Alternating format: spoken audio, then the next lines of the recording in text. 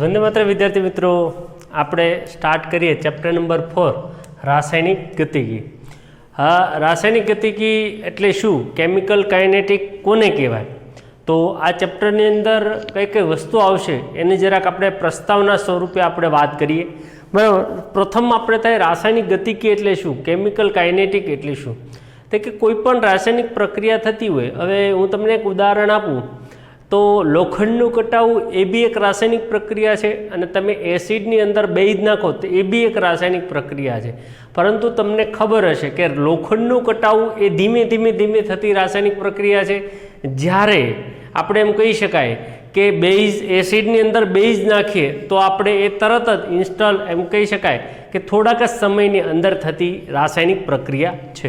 તો વિદ્યાર્થી મિત્રો, આપણે આ પાઠની અંદર એકચ્યુઅલી વાત કરીએ તો રાસાયણિક પ્રક્રિયા બરાબરનો જે દર છે, વેગ છે, એના વિશે વાત કરવાની છે. બરાબર. એ તો આપણે પ્રસ્તાવના જોઈશું એટલે આપણને ઘણું ખરું ખ્યાલ આવશે કે પાઠની અંદર કઈ કઈ વસ્તુનો સમાવેશ થાય. બરાબર. રાસાયણિક ગતિકી આપણે રાસાયણિક પ્રક્રિયા કેવી રીતે થાય છે તે સમજાવવામાં ખૂબ મદદરૂપ થાય. પ્રક્રિયા કઈ રીતે થશે તે સમજવું હોય તો આપણે એમ કહી શકાય કે રાસાયણિક ગતિકીની મદદથી સમજી શકીએ. રસાયણ વિજ્ઞાન તેના સ્વભાવ પ્રમાણે ફેરફાર સાથે સંકળાયેલ છે. સારી રીતે વ્યાખ્યાયિત ગુણધર્મવાળા પદાર્થોને રાસાયણિક પ્રક્રિયાઓ દ્વારા જુદા ગુણધર્મવાળા બીજા પદાર્થોમાં પરિવર્તિત કરવામાં આવે.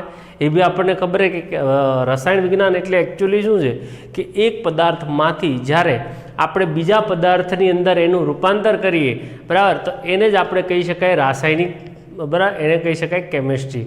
તો અહીંયા આપણને એ જ વસ્તુ સમજાવવા માગે છે કે અહીંયા એવી રીતે કહીએ કે સારી રીતે વ્યાખ્યાયિત ગુણધર્મવાળા પદાર્થોને આપણે એમ કહી શકાય કે બીજા પદાર્થોમાં પરિવર્તિત કરવામાં આવે છે.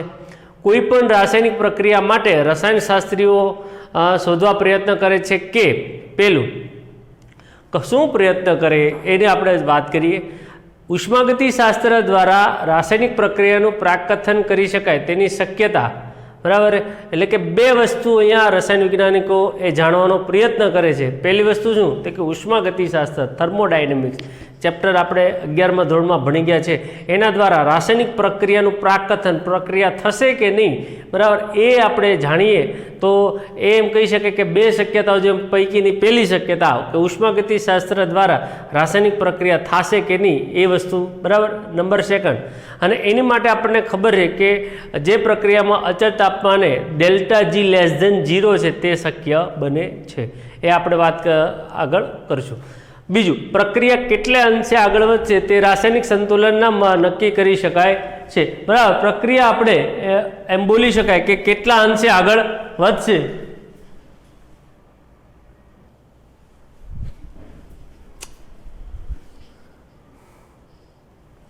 તો પહેલું આપણે વાત શું કરતા હતા કે બે વસ્તુનું પ્રાકથન કરવાનું. પહેલું, ઉષ્માગતિશાસ્ત્ર પ્રમાણે, ઉષ્માગતિશાસ્ત્ર પ્રમાણે પ્રક્રિયા, બરાબર, થશે કે નહીં થાય એ વાત. નંબર સેકન્ડ, પ્રક્રિયા કેટલે અંશે આગળ વધશે તે રાસાયણિક સંતુલનમાંથી નક્કી કરી શકાય. બરાબર. રાસાયણિક સંતુલન પણ આપણે જોઈ ગયા છીએ, તો એના મદદથી શું નક્કી થાય કે પ્રક્રિયા કેટલે અંશે આગળ વધશે. આપણે નિપજનું પ્રમાણ કેટલું મળશે, નિપજ વધુ મળશે કે પછી પ્રક્રિયકો પડ્યા રહેશે પ્રક્રિયા કર્યા વગરના, વગેરે આપણે એમ કહી શકાય કે એ આપણે જાણી શકાય છે. નંબર થર્ડ, એટલે કે બીજી વસ્તુ છે આપણા માટે મહત્વનું. પેલું થર્મોડાયનેમિક્સ, તો બીજી વસ્તુ છે રાસાયણિક સંતુલન. શું મહત્વનું છે? રાસાયણિક સંતુલન. અને નંબર થર્ડ, નંબર સી, બરાબર, એ એમ કહી શકાય પ્રક્રિયાની ઝડપ. પેલું થશે કે નહીં, બીજું થશે તો કેટલા અંશે આગળ વધશે એ, અને હવે સૌથી મહત્વનું છે ઝડપ. કદાચ એવું બને કે પ્રક્રિયા થાય એમાં આપણે હા પાડીએ, કદાચ એવું બને કે પ્રક્રિયા, બરાબર, એની અંદર નિપજ મળશે, વધુ મળશે, એમાં બી આપણે હા પાડીએ. પણ જો અહીંયા પ્રક્રિયા ધીમી હશે તો આપણે એમ કહી શકાય કે, બરાબર, એ પ્રક્રિયા આપણા માટે કોઈ કામની હશે નહીં. એટલે કે અહીંયા ત્રીજી વસ્તુ છે પ્રક્રિયાની ઝડપ, એટલે કે પ્રક્રિયકોને સંતુલને પહોંચવા લીધેલો સમય. ઓકે.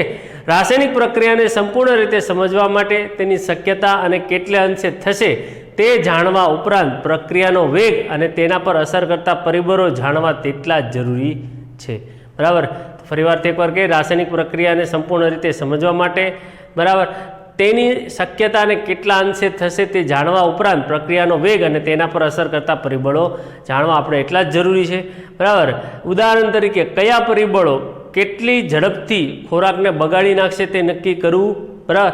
દાંતમાં પુરાણમાં સેટિંગ કરવાનો પદાર્થ કેવો બનાવવો ઓકે, અથવા ઓટો એન્જિનમાં ઈંધણ કેટલા વેગથી બળે તેનું નિયંત્રણ બરાબર.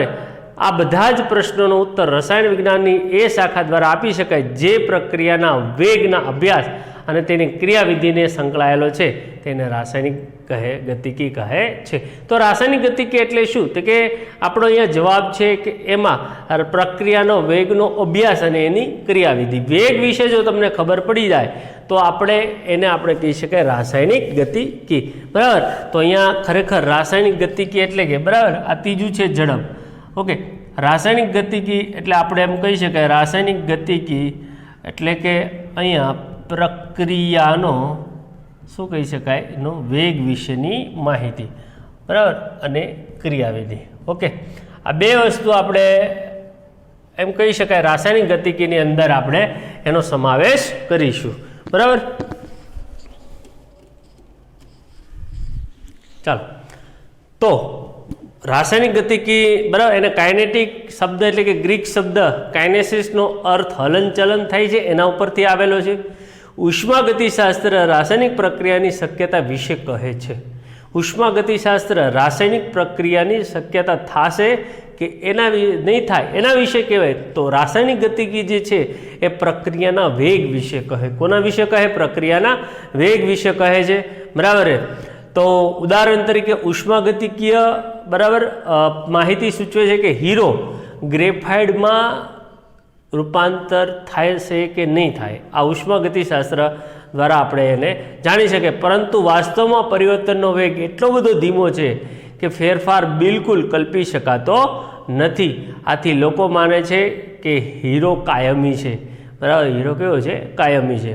એટલે તમને હવે પ્રસ્તાવનામાં એટલો તો ખ્યાલ આવી જ ગયો કે રાસાયણિક ગતિકી એટલે શું? તો કે રાસાયણિક ગતિકી એટલે પ્રક્રિયાનો વેગ અને તેના ક્રિયાવિધિ એને કહેવાય રાસાયણિક ગતિકી બરાબર. ગતિકીનો અભ્યાસ પ્રક્રિયાની ઝડપ અથવા વેગ સમજવામાં આપણને મદદરૂપ કરે છે. એટલું જ નહીં પણ એવા પરિબળનું વર્ણન કરે છે જેના દ્વારા પ્રક્રિયાનો વેગ બદલી બી શકાય બરાબર. હવે એકવાર તમે વેગનો અભ્યાસ કરી લીધા પછી આપણને એમ થાય કે આનો વેગ ખૂબ ધીમો છે તો એવા પરિબળો બી જે છે કે વેગને આપણે બદલી શકીએ છીએ. પરિબળો જેવા કે સાંદ્રતા, તાપમાન, દબાણ અને ઉદ્દીપક વગેરે પ્રક્રિયાના વેગને અસર કરે છે. સ્થૂળ સ્તરે આપણે વાત કરીએ આપણને રસ હોય છે કે કેટલા જથ્થાએ પ્રક્રિયા કરી અથવા બન્યા અને તેમનો વપરાશ અથવા બનાવટ થઈ ઓકે. આણ્વીય સ્તરે પ્રક્રિયાની ક્રિયાવિધિ તેમાં દિક વિન્યાસના સંઘાતમાં ભાગ લેતા અણુની ઉર્જાનો સમાવેશની ચર્ચવામાં આવે છે બરાબર. તો આ એકમની અંદર આપણે કઈ વસ્તુ ભણીશું કે સરેરાશ અને ત્વરિત વેગ સાથે તથા તેમને અસર કરતા પરિબળો સાથે સંકળાયેલા રહીશું.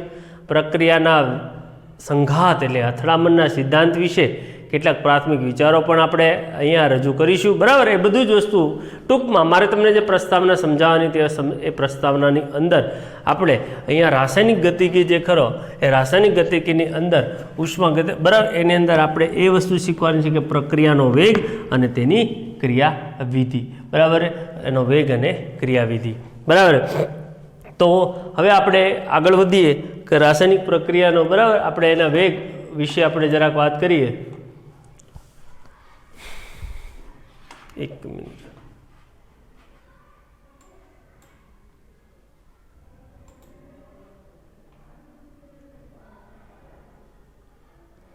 ચાલો રાસાયણિક પ્રક્રિયાનો વેગ આપણો ટોપિક છે રાસાયણિક પ્રક્રિયાનો વેગ.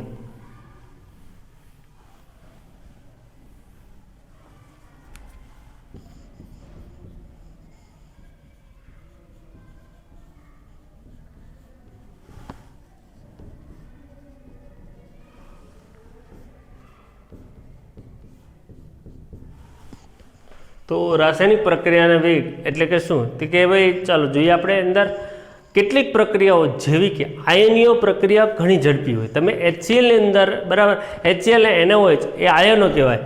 એ આયનોની અંદર HCl વત્તા NaOH, આ આયનોની અંદર આપણે એને આયનીય પ્રક્રિયા કરાવીએ તો અહીંયા NaCl વત્તા આપણને મળે H2O.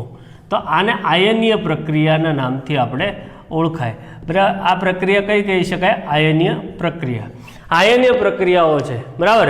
આ આયનીય પ્રક્રિયાની અંદર આપણે આ ખૂબ ઝડપી હોય. અહીંયા બીજું બી ઉદાહરણ એક આપ્યું છે, સિલ્વર નાઇટ્રેટ એટલે AgNO3 ની અંદર સોડિયમ ક્લોરાઇડ એટલે કે NaCl, AgNO3 વત્તા NaCl, AgNO3 વત્તા NaCl, બરાબર.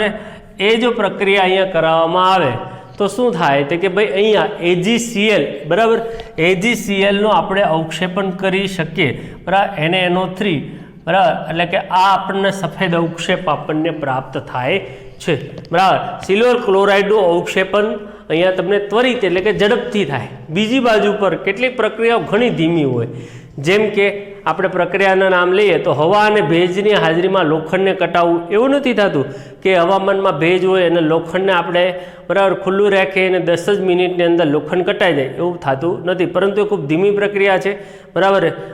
આ ઉપરાંત કેટલીક એવી પ્રક્રિયા છે જે મધ્યમ ગતિએ પણ થાય, બરાબર. કેવી અમુક પ્રક્રિયા મધ્યમ ગતિની છે, જેમ કે ખાંડનું વ્યુત્ક્રમણ, સ્ટાર્ચનું જળ વિભાજન, બરાબર. આ બે વસ્તુ છે ને, ખાંડનું વ્યુત્ક્રમણ, સ્ટાર્ચનું જળ વિભાજન, એ પાછળના ચેપ્ટરમાં આવશે. એ મધ્યમ, એની ઝડપ જે છે એ મધ્યમ કહી શકાય એવું આપણે બોલી શકીએ છીએ, બરાબર. એ તમે દરેક વિભાગ માટે વધુ ઉદાહરણો વિશે વિચારી શકો છો. તમે જાણતા જ હશો કે ઓટોમોબાઈલની ઝડપ અમુક ચોક્કસ સમયમાં તેના સ્થાનમાં ફેરફાર, બરાબર, અથવા કાપેલા અંતરના પર્યાયમાં અભિવ્યક્ત કરવામાં આવે. હવે આપણે એમ કહી છીએ કે ઝડપ એટલે શું? તો કે ઝડપ એટલે આપણે ઓટોમોબાઈલ એટલે ગાડી છે, સાયકલ છે, બરાબર, એવું કોઈ બી વસ્તુ જે સ્થાનાંતર પામે છે એની ઝડપ અમુક ચોક્કસ સમય 5 minute, 10 minute, 15 minute, okay, 10 second, 5 second વગેરે વગેરે, તો તેના ચોક્કસ સમયમાં તેના સ્થાનમાં થતો ફેરફાર એટલે કે અહીંયા કોઈ વસ્તુ સ્થાનાંતર પામે છે, બરાબર. એ શરૂઆતના સમયે અહીંયા એક સ્વન સ્થિતિ પર હતો, પછી ત્યાંથી આપણે, બરાબર, આપણે કોઈ આ રીતે ગોળો છે તો એ x2, બરાબર, 10 મિનિટને અંતે x2 સ્થિતિમાં હોય.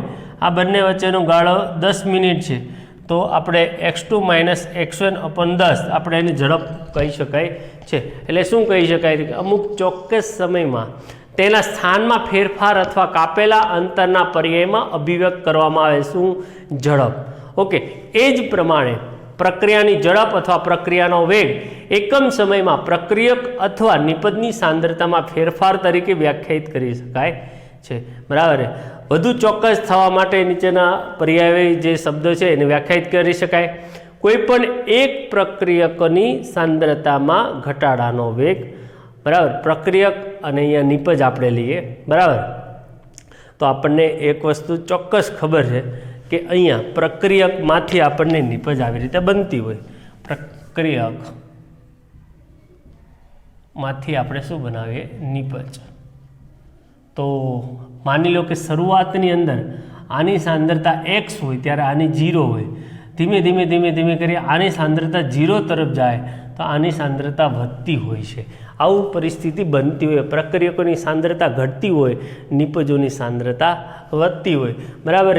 તો અહીંયા શું થાય છે કે કોઈ પણ એક પ્રક્રિયક, મેં અહીંયા એક જ પ્રક્રિયક લખો, એવું બની શકે એક કરતાં વધુ પ્રક્રિયકો હોય, ઓકે. કોઈ પણ એક પ્રક્રિયકની સાંદ્રતામાં ઘટાડાનો વેગ અથવા કોઈ પણ એક નિપજની સાંદ્રતામાં વધારાનો વેગ, ઓકે. આ રીતે આપણે એને વ્યાખ્યાયિત કરી શકાય છે. કા પછી આપણે એમ કહી શકાય કોઈ પણ એક પ્રક્રિયકની સાંદ્રતામાં ઘટાડાનો વેગ અથવા તો કોઈ પણ એક નિપજ, અહીંયા એક કરતાં વધુ નિપજ પણ હોઈ શકે, કોઈ પણ એક નિપજની સાંદ્રતામાં વધારાનો વેગ, બરાબર. એને આપણે એમ કહી શકાય કે એ આપણો પ્રક્રિયાનો વેગ છે, ઓકે. અહીંયા માની લો કે આપણે એમ કહીએ કે પ્રક્રિયક R, બરાબર, એમાંથી પ્રોડક્ટ P બને. પ્રક્રિયક R માંથી પ્રોડક્ટ P બની હોય, બરાબર. હવે એક મોલ જ છે બંને, R જે છે એ 1 મોલ છે, બરાબર, અને અહીંયા P પણ છે એ 1 જ મોલ છે. જો R1 એ, બરાબર, R1 હોય, માની લો કે T1 સમયે આ R1 હોય તો આ P1 હોય, ઓકે. ઓકે, બરાબર. T1 સમય કોઈ એક સમયે R1 છે તો ત્યાં, બરાબર, ત્યાં આપણે એમ કહી શકાય P1 એવું લખી શકાય, બરાબર. તો અને R2 સમયે T2 સમયે આ R2 થાય આની સાંદ્રતા અને આ થાય P2. શું થાય? P2. બરાબર. તો અહીંયા તમને આપણને જે સમયનો ડિફરન્ટ આપ્યો એ ડિફરન્ટ છે કે delta T is equal to T2 minus T1. એવી રીતે delta R is equal to delta R, okay, is equal to R2 minus R1. એવી રીતે ડેલ્ટા, બરાબર, delta P is equal to P2 minus P1. Okay, તો વિદ્યાર્થી મિત્રો આ રીતે આપણે કહી શકાય, બરાબર, કે ઉપરના સમીકરણમાં આપણે ચોરસ જે છે એ સાંદ્રતા દર્શાવે તો ખ્યાલ છે, બરાબર. હવે આપણે લઈ શકાય કે આરનો, બરાબર, આર અદૃશ્ય એટલે કે થવાનો વેગ. અદૃશ્ય થવાનો વેગ ઇટ મીન્સ એટલે કે આર જે છે એની સાંદ્રતા, હમણાં કીધું ને કે આરની સાંદ્રતા ઘટશે, પીની સાંદ્રતા વધશે. તો શું લખી શકાય? તો એની માટે લખી શકાય આરની સાંદ્રતામાં ઘટાડો અપોન, બરાબર, છેદમાં આપણે લખી શકાય લીધેલો સમય.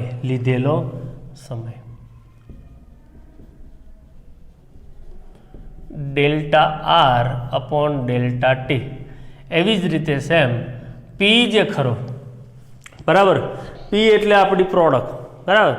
પી જે છે એ પીમાં, બરાબર, પીના દ્રશ્ય થવાનો વેગ, પીના દ્રશ્ય થવાનો વેગ એટલે શું કહી શકાય?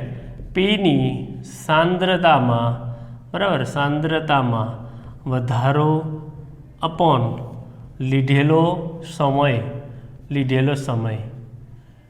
Delta P upon delta T. બરાબર. હવે અહીંયા ડેલ્ટા જે આર જે ખરો ને એની આગળ આપણે માઇનસ દર્શાવીશું. શું દર્શાવીશું? માઇનસ. શા માટે? બરાબર, તમે ત્યાં જોઈ શકો છો કે ડેલ્ટા આરની આગળ માઇનસ છે, આની આગળ પ્લસ આવે. તો એવું શા માટે? એવું એટલા માટે વિદ્યાર્થી મિત્રો, કારણ કે અહીંયા આર જે છે એની સાંદ્રતામાં આપણે ઘટાડો કરીએ છીએ. શું કરીએ છીએ? એની સાંદ્રતામાં ઘટાડો કરીએ. અને એની સાંદ્રતામાં આપણે ઘટાડો કરીએ તો સ્વાભાવિક છે કે એની સાંદ્રતા શું થાય છે? ઘટે છે. એની સાંદ્રતા ઘટે છે, બરાબર. એની સાંદ્રતા આપણે ઘટે છે એટલે ડેલ્ટા આરનો ઋણ રાશિ જે છે, બરાબર, તેને -1 વડે ગુણવાથી પ્રક્રિયાનો વેગ ધનરાશિ બને છે. ઓકે, તો આવી રીતે આપણે આરામથી એમ કહી શકાય આર એવરેજ ઉપર આપણે જે સમીકરણ છે એના ઉપરથી સરેરાશ વેગ આપણે આર એવરેજ રજૂ કરે છે, બરાબર.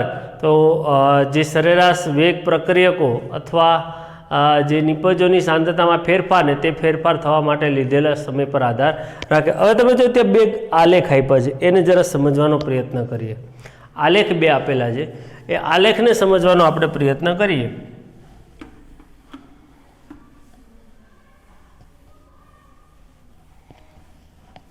તો પહેલાં તો પ્રક્રિયકોની સાંદ્રતા વર્સિસ સમયનો આલેખ છે, બરાબર. પ્રક્રિયકોની સાંદ્રતા વર્સિસ સમયનો આલેખ છે અને બીજું છે નિપજોની સાંદ્રતા વર્સિસ સમય.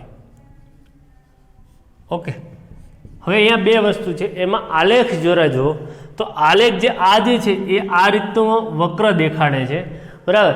અને બીજો જે આલેખ જે ખરો એ આ રીતે આપણે, બરાબર, થાય છે. જો આ જે ખરો એની સાંદ્રતા વધારે હોય, પ્રક્રિયકનો આલેખ છે, એ સમયની સાથે સાથે ધીમે ધીમે સાંદ્રતા ઓછી થતી જાય, બરાબર.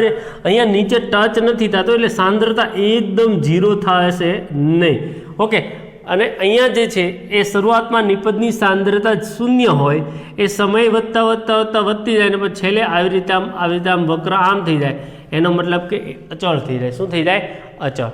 ઓકે, હવે આવા સમયે તમે કોઈ પણ જગ્યાએ તમે, બરાબર, આ રીતે પ્રક્રિયાનો વેગ આર લ્યો, કોઈ પણ જગ્યાએ આર, તો આ આર એવરેજ એકચ્યુઅલી શું આવશે? R average is equal to minus delta R upon delta T.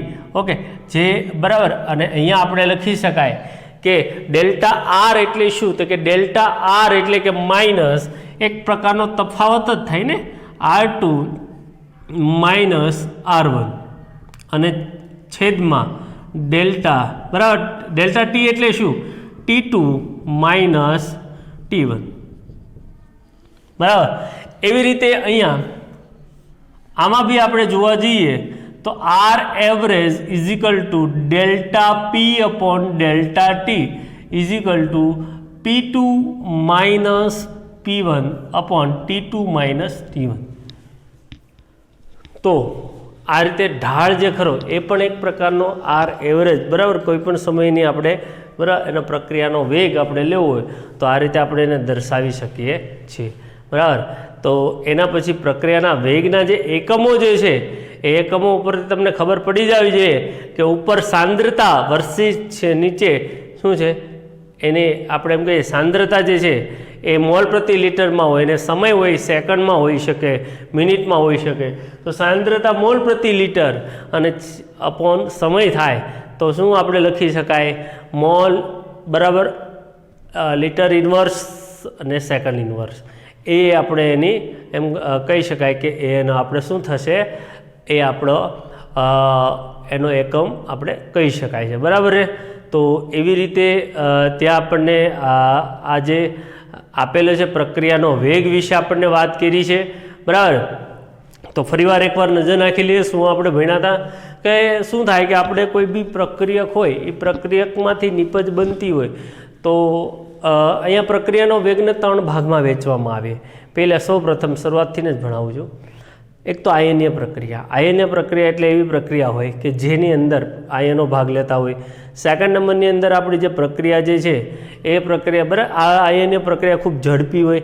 Second નંબરની અંદરની જે પ્રક્રિયાઓ જે ખરી એ પ્રક્રિયા આપણી છે એ કહી શકાય કે ખૂબ ધીમી હોય, લોખંડનું કટાવું એવું આપણે એનું ઉદાહરણ તરીકે લઈ શકાય છે.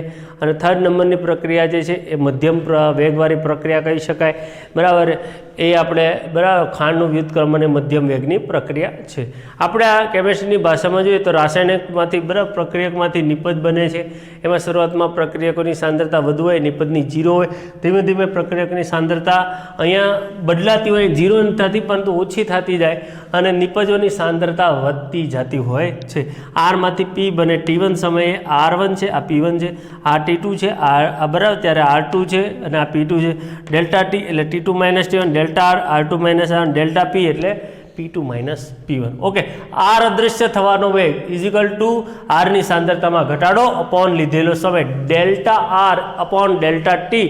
અહીંયા માઇનસ જે છે એ શું દર્શાવે છે કે એ આપણને એકંદરે જે ઘટાડો થાય છે એ દર્શાવે છે.